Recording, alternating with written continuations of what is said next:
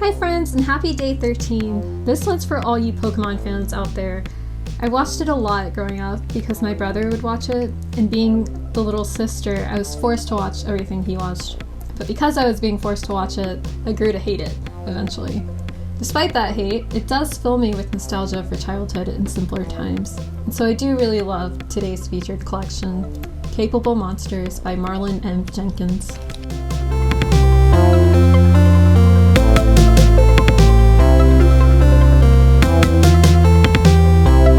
First of all, I just want to say that Marlin Jenkins is the nicest person you will ever meet, online or in person. I met him at my birthday party in February 2020, so right before the pandemic shut everything down. He was doing a reading in town and came to my party with a mutual friend, and he was so very nice. And then later, he sent me a bunch of resources and revision strategies. He's so generous with his time and his knowledge, and he's so smart. Such a smart writer, which I think is very apparent as you read this book. So this is a poetry book about Pokemon, and though it does indeed include numerous poems that are entries in a Pokemon encyclopedia and poetically describe Pokemon, it's about so much more than that. I don't think you have to be a wildly knowledgeable Pokemon fan to appreciate this book. Pokemon entries serve as a way to navigate other concerns in the speaker's life, which is such an interesting premise and something I would love to try. I wish I had a fandom like that I could use.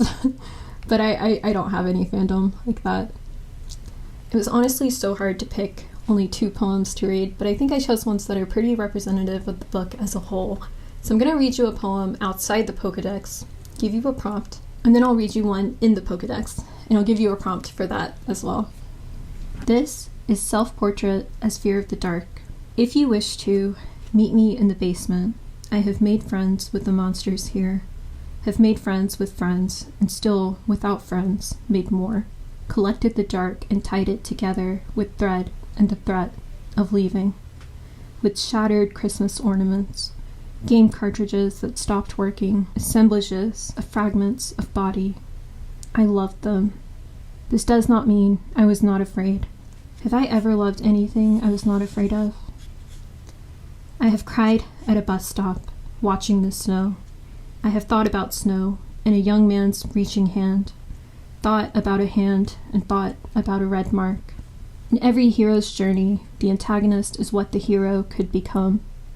If I ever call myself wholly good, this is how you'll know for sure I am a monster, though not all monsters lie, even if it is not infrequent that they take public transit. I am traveling back through my memory and placing wet floor signs as needed.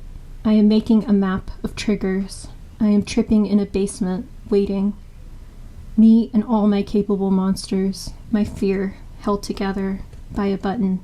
I know we did self-portraits yesterday, but I love them. I've learned so much about myself from self-portrait poems. So today's first prompt is to write a self-portrait as whatever it is you fear the most.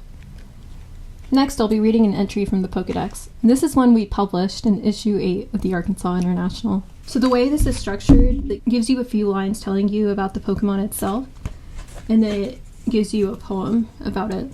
So this is Pokedex entry number 468, Togekiss. It shares many blessings with people who respect one another's rights and avoid needless strife. It will never appear where there is strife. Its sightings have become rare recently. We haven't seen a Togekiss since the invention of the gun. No. The knife. No.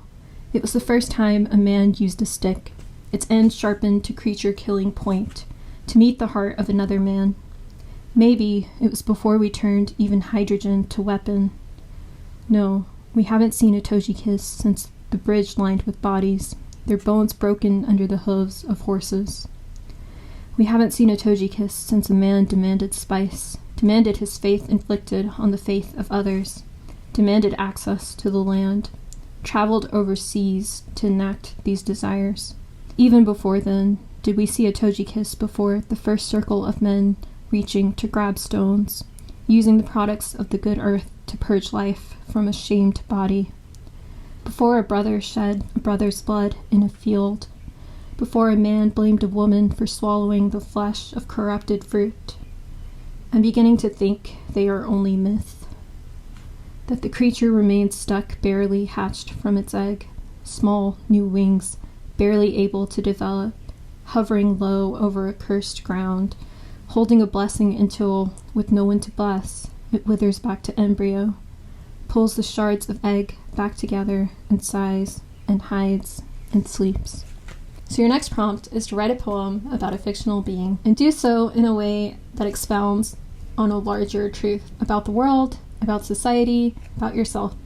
Thanks so much for watching. I hope you enjoyed this video, and I will see you tomorrow. Bye.